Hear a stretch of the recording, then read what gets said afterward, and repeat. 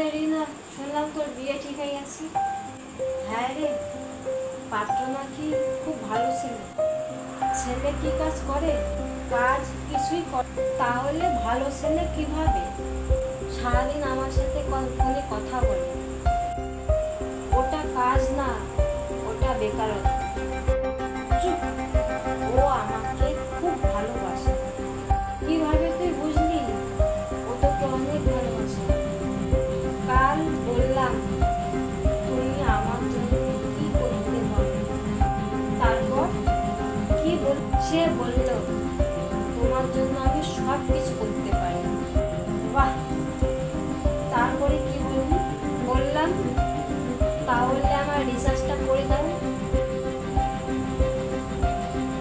অবাক কাণ্ড!